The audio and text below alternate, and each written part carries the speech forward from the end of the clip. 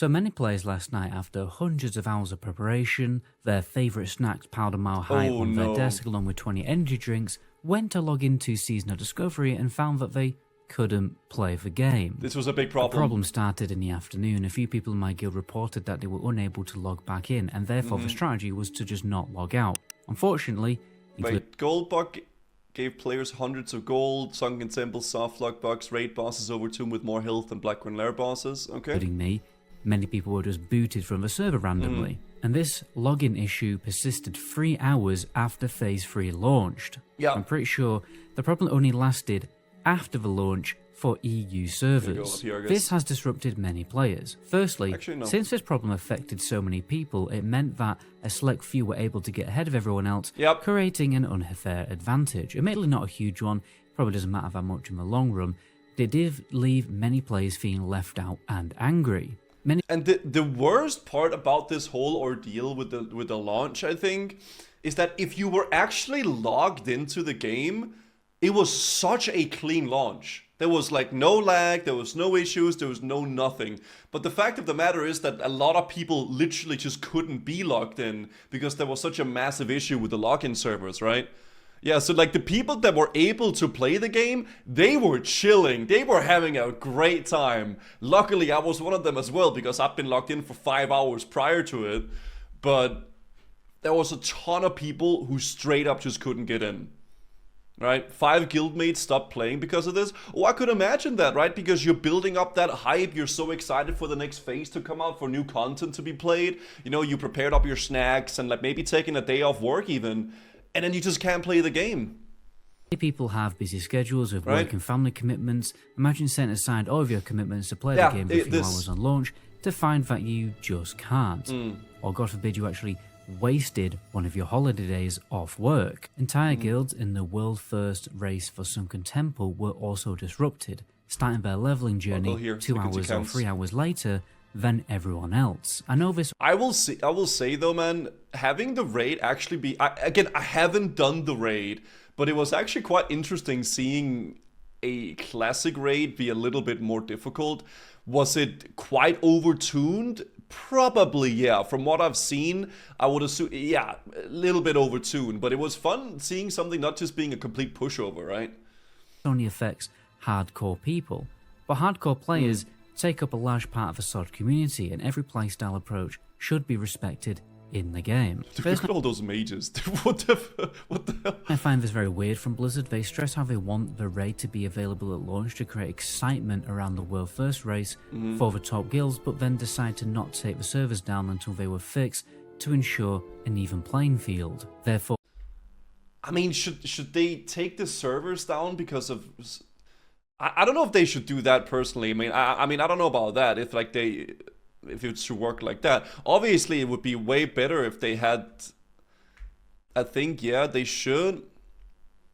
I mean, I don't know how long it took for them to actually get the servers up, but I feel like it's always been like that with server launches, right? I mean, as sad as it sounds, like you can almost always expect there to be major issues with a new launch, right? What's up, comrade?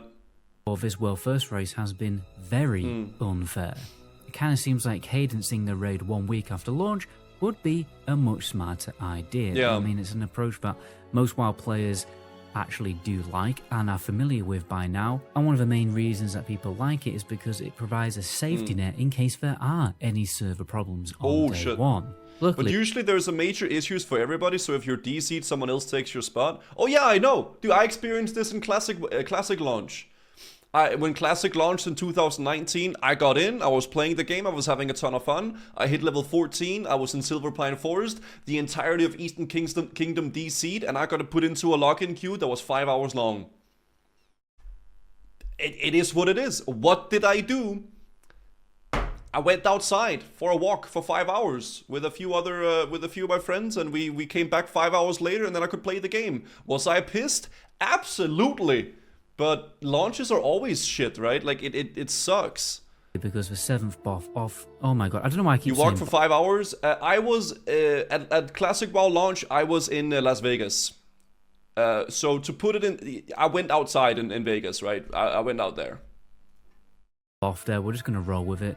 The 7th buff of Sunken Temple is so overtuned But the world first race is now more on an even playing field. But it's so overtuned that the average SoD player, I mean, I can guarantee, the average SoD player won't even be able to touch this boss. So unless that changes in the future, there's going to be a big problem for the game, as most classic players don't have the patience to wipe over and over again, progressing on the boss. I mean, the wipes on this boss is nearly getting into the hundreds. Well, yeah, isn't it only one raid, like one guild that's cleared it still? I think it is, right? And the crazy thing about this, like, if you want to put into perspective how overtuned this goddamn boss was, or still is probably, it had 4 million health, which is as much as Patchwork has in Nax 40 vanilla. That is insane. I think some of these boss fights are like 6 to 7 minutes long. Needless to say, the raid is quite overtuned.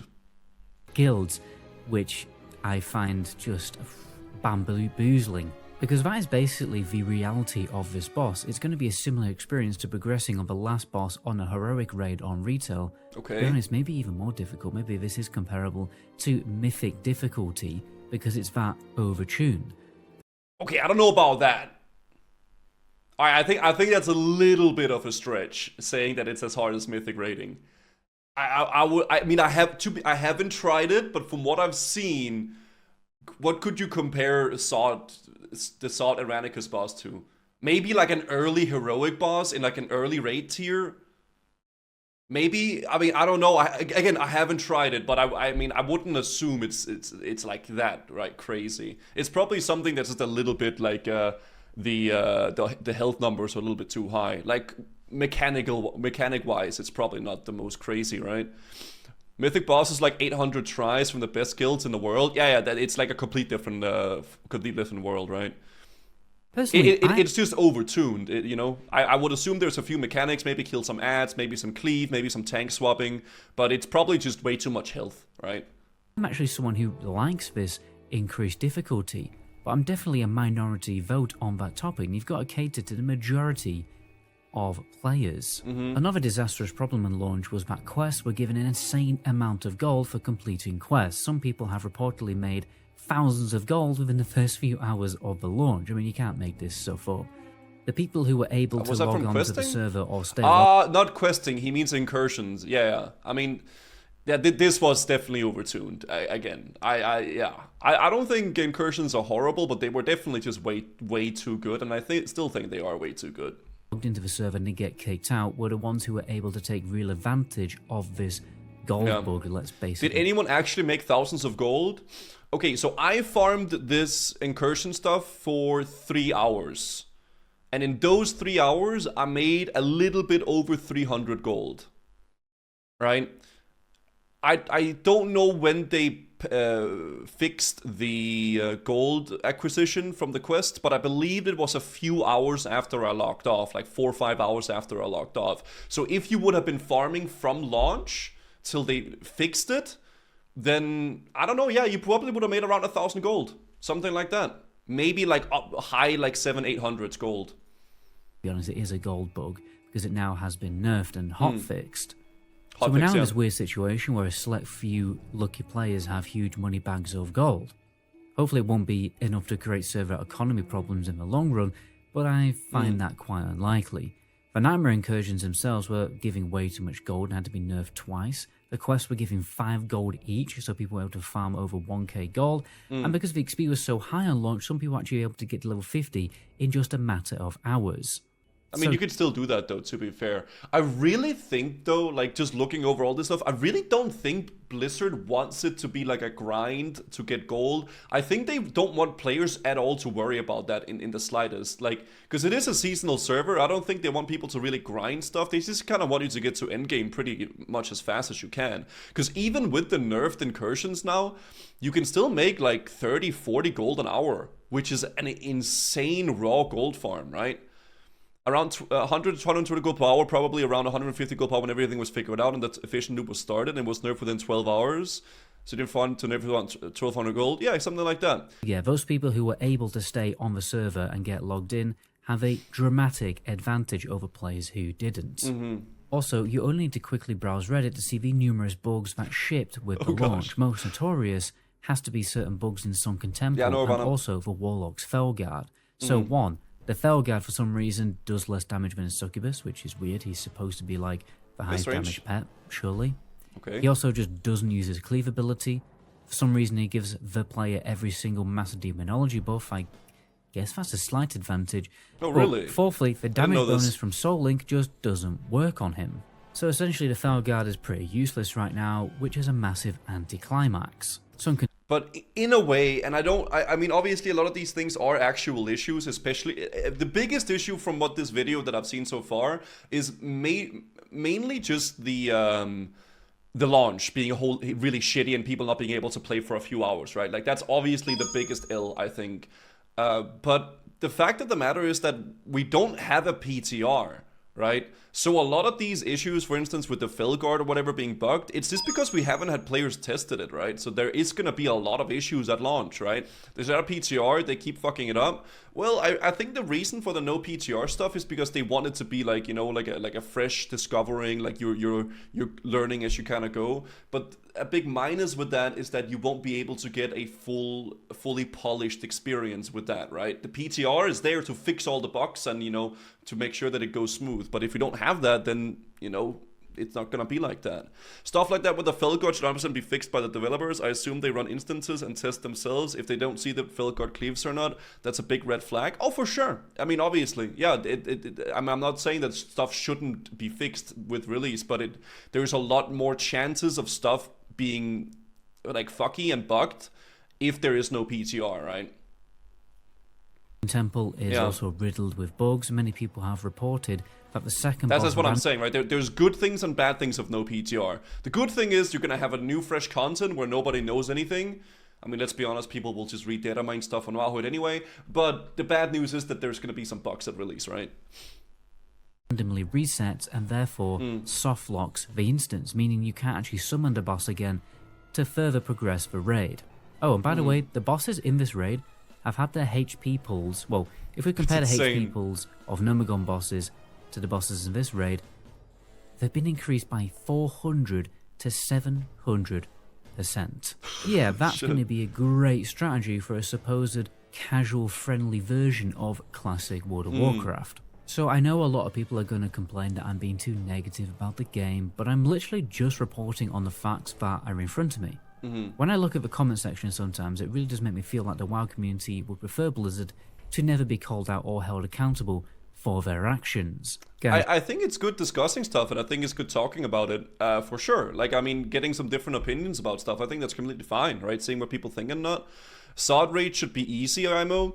I do agree. I do think the raids should have, like, a difficulty where, like, you know, you need to actually do some strats and shit, but it shouldn't be, like, you know, hundreds of attempts to, like, kill a boss in SOD, right? I don't think so. If you pay $15 a month for this game, you all deserve a premium product without server instability issues and bugs. Minimal bugs. Yeah, the server instability is the worst part, for sure. This launch was very simply just an embarrassment.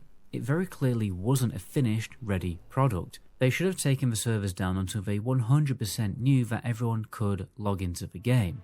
And if they're not going to do PTR tests for new phases, they need to increase their game testing team and a period in which they do tests to iron out issues like this. Because I won't be surprised if Phase 3 literally got zero testing. Phase 3 was obviously rushed out. I mean, the time between the announcement and the release was one week, which was it was very sudden. I will agree with that, dude. I thought we had like a month or two for Phase 3 to come out, and then suddenly just like, oh, next week, right? Holy crap, that was so fast. Normally fast, and a rush game is just forever bad, whereas a delayed game will eventually be good.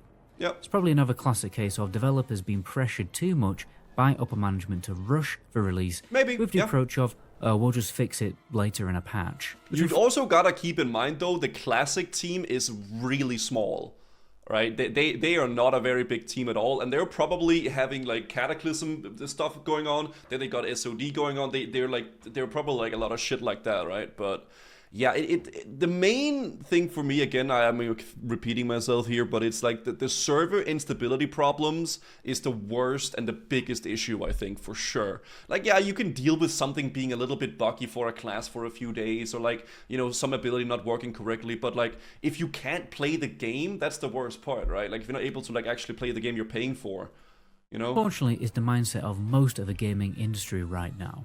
Fortunately, guys, there's nothing really positive to report on apart from the fact that you can now smoke Adobe in Germany. So anyway, ciao. Okay. Well, interesting video though. This is the easiest video to make. The easiest is that some people hate on the devs on Twitter. They hate should be aimed towards Blizzard as a company or the higher-ups. I think the developers are doing the best that they can.